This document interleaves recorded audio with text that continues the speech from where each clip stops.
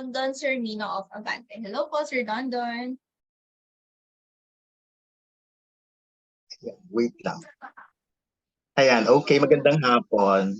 Yeah. First question ko muna, follow up ko lang yung kay Jack Roberto kanina. Jack, kasi may scene kanina, hindi, question ko muna, kumusta yung pakikipagtrabaho kay Yasmin Curdy?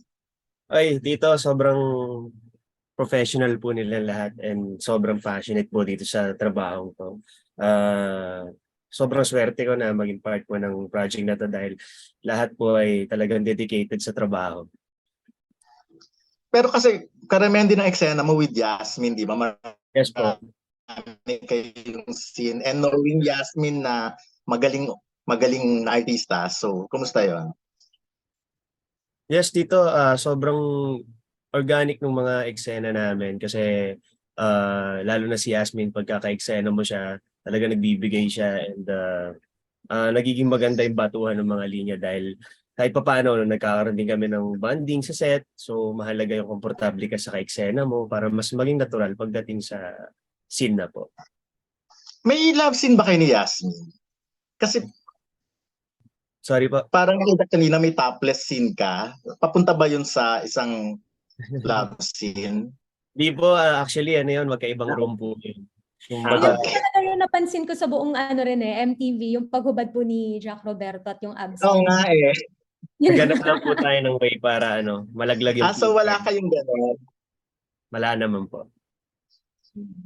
Okay. Last na lang, kumusta daw ang Jack Roberto University? Dumami na ba ang enrollees? Marami na bang natuto sa anti-silos na course na yan? Okay naman dito, nakakatuwa nga yung trend. Sobrang good vibes lang sa lahat. So, ang dami rin parang baga nag-stitch nun sa social media, gumagawa ng mga content tungkol doon.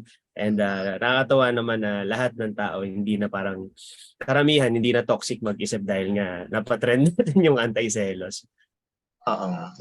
Last na lang, hindi ka ba na-hurt pag may mga masasakit na sinasabi sa'yo ang ibang, alam mo na, bashers or pinapansin mo ba yon? Actually dito hindi mo naman kasi mapiplease lahat eh. So may kanya-kanyang fan base naman yan. Yung isang tao na talaga sumusuporta sa, kumbaga die-hard fan, hindi mo talaga mapiplease yan. Pero like, happy naman ako na kahit pa paano marami din namang concern po. And sila-sila na nag-uusap sa comment section. Ayan, good luck, Jack. Talagang may pa-topless pa rin, may pa-abs pa rin talaga sa The Missing Husband. Good luck. Yeah. Next question ko naman for Miss Charmaine and Kai Cortez. Kasi parehas nyo ng mga naka-eksena rin si Yasmin eh. So, kumusta ba ang kahusayan ni Yasmin bilang ka-eksena? Magaling si Yas. Nakasama ko na siya dati sa isang GMA show. Mas gumaling ba ngayon? Oo, kasi I think motherhood and syempre pag tumatanda ka, mas marami kang pinagdadaanan sa pamilya. So mas may gravitas, mas bumibigat yung personality niya. So mas mature yung choices niya as an actress.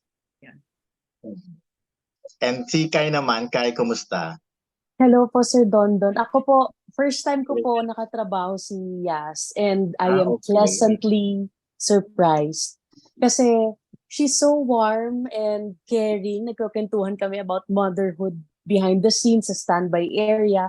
Pero pagtapak sa eksena, grabe yung shift sa kanya. Nagiging Millie talaga siya. Hindi na siya si Yasmin, sinatian na siya. Ang joke ko nga po sa kanya, ayan nagkakape na naman si Yasmin. Ibig sabihin, nagtitimpla na naman siya.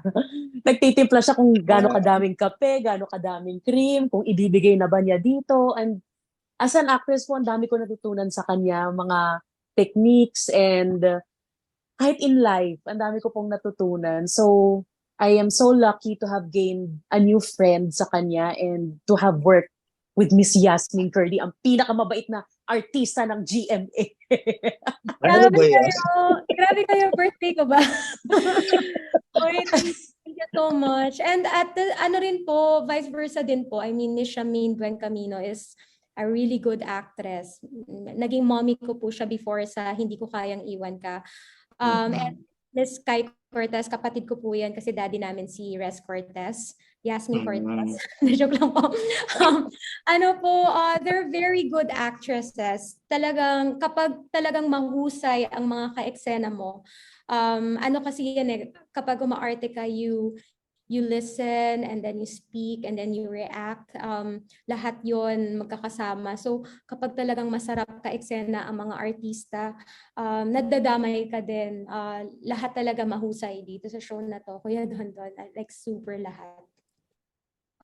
Oo, pero kasi yung dalawa, si Kai at si Charmaine, ang daming experience na nila when it comes to acting. Tsaka yung experience nila, puro malalaking artista at magaling na artista na rin ang nakasama nila. And yung experience nila sa'yo ngayon, parang ang ganda kasi kita mo naman yung mga sinasabi nila. Ikaw ba walang pressure naman sa kanila kasi kilala rin ang reputasyon ng dalawa. Yes, of course. Kuya Don, like Miss Charmaine, wala akong masabi, Charmaine Buen Camino. And I'm a fan of Miss Charmaine. Her works, yung theater works niya. She's really good mapa-theater, mapa-movies, mapa-TV. Alam niya talaga kung paano timplahin ang bawat pag-arte niya. It's not all the same. Nakikita ko yung kung paano niya i-differentiate lahat. Even Kai Cortez, si Kai Cortez kasi dito yung character niya, siya yung icebreaker sa Missing Husband. So, sa sobrang drama, sobrang heavy ng mga eksena, siya yung best friend na magpapatawa dun sa character kay Millie. So, siya yung nagbe-break ng sobrang bigat. I think sa in real life, meron tayong ganun talagang friend. Yung papatawanin ka lang kahit masama ang pakiramdam mo, laging nandyan para to make you smile. Ganun. At saka sosoplakin ka pagka wala ka na sa taong pag-iisip. Okay. Pero reaction na lang yung dalawa sa sinabi ni Yasmin. Yeah, si Yasmin naman, thank you so much, Yas. Si Yas kasi nanood din yan sa isang play ko noon. Thank you for coming to theater. Pero si Yas, kahit noon pa, with our first project together, she's the type of actress who will give everything, her all, in all scenes. Hindi yan, she doesn't hold back. Bigay talaga, bigay todo. She's that kind of person. Kahit sa totoong buhay, I think she really gives her all the time. Ganun yung kanyang attitude towards life. Kaya naman, tingnan mo naman, the roles that she gets and the challenges that she gets, talagang naharap niya yan. Malakas yan, malakas. Kahit iyakin, malakas na malakas. Ayan. Thank you. Ikaw naman, Kai. Oh, grabe. Grabe po. Believe po talaga ako. Ngayon lang ako nakita ng artista na biglaan, hindi niya alam mahaba yung mga linyahan, pero isang basahan lang, alam na niya agad. Walang makakalampas dyan kay Yas kahit sa continuity po. Ultimo yung buhok. Meron lang a few inches, papagupitan talaga niya yan. Talagang tutok na tutok siya sa detalye. Kahit sa script, opo, talaga. Magtatawag pa yan ng writer o kaya magkukonsulta pa kay direct para mag-give ng kanyang opinion o kaya ng stand sa kanyang character dahil ganun niya kilala yung sarili niya sa show na to. Kaya iba talaga yung journey ni Millie. Nabigyan po talaga ng justice. Ayan, tama nga. Happy birthday, Yasmin. Parang birthday, biglang naging birthday mo. May pa-tribute talaga sa Charmaine. Salamat po. Soon po, papadala ko ba yung mga spaghetti at pansit? Sa Bulacan, lapit lang. Ayan. Reaction naman doon with Jack Roberto then Yasmin. Reaction. Yung mga sinabi niya kanina about you, yung mga scene with you. Opo, si Jack Roberto po, naging scholar po ako ngayon sa kanyang university at JRU at isang malaking karangalan yun, Prof. Jack, sa pagtanggap sa Anti-Silos. Hindi po, si Jack po is a very good actor. He's actually, masarap siyang kasama at katrabaho kasi he's very light to work with. Madami siyang kahit dramatic yung scenes, papatawanin ka niyan, and then parang hindi mo mafe-feel na katrabaho mo lang siya. Parang wala lang, friend lang na nandyan. And ayun, masaya kasi yung samahan namin, kuya, sa The Missing Husband, para kaming lahat magkakapatid. And si Jack po, ano po, mahusay po yan. Masarap po ka-eksena. So hindi mo nakita ang abs niya ng personal?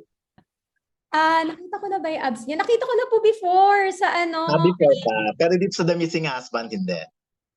Parang hindi ko po nakita yung abs ni Jack Roberto. Baka po kailangan mag-add pa po kami ng eksena kasi meron pa po kaming taping days.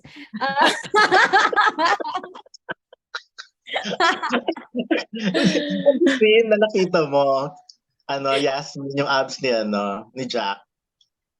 Opo, nakita ko po before pa sa yung kay Uge, yung show po before, kasi 'di ba lagi siya nakahubad doon. Kasi maganda po talaga ang katawan ni Prof. Jack. So Don't worry, Kuya Dondon. Gagawin ko pong mission yan sa next taping namin. Papakita ko po ang abs ni Jack Roberto. At For you. pakipost sa Instagram mo, I-record ko po yan, tatag po kita. Thank you very much. And good luck sa inyong lahat. By the way, Yasmin, Direk Lino Cayetano, isa dream project niya pala na pagsamasamahin ng lahat ng Starstruck. Yung kayo, especially yung batch nyo. Sa last interview namin yung sa kanya, sinabi niya yon na dream project niya talaga yon. Opo. Actually, ako rin po, dream project ko rin, isa sa mga dream projects ko ang makasama uli si Direk Lino Cayetano sa isang show or isang movie or kahit anong reunion project dahil siya yung pinakaunang director namin sa Starstruck. And masaya sana kung siya ang magdidirect ng reunion project ng Starstruck Batch 1. Masayang-masaya yun. Ayan. Thank you very much and good luck, Yasmin. Ang ganda-ganda mo lalo ngayon. Thank you very much, Sarah. Salamat po, Kuya Dondon. Thank you po. Thank you po, Sir Dondon.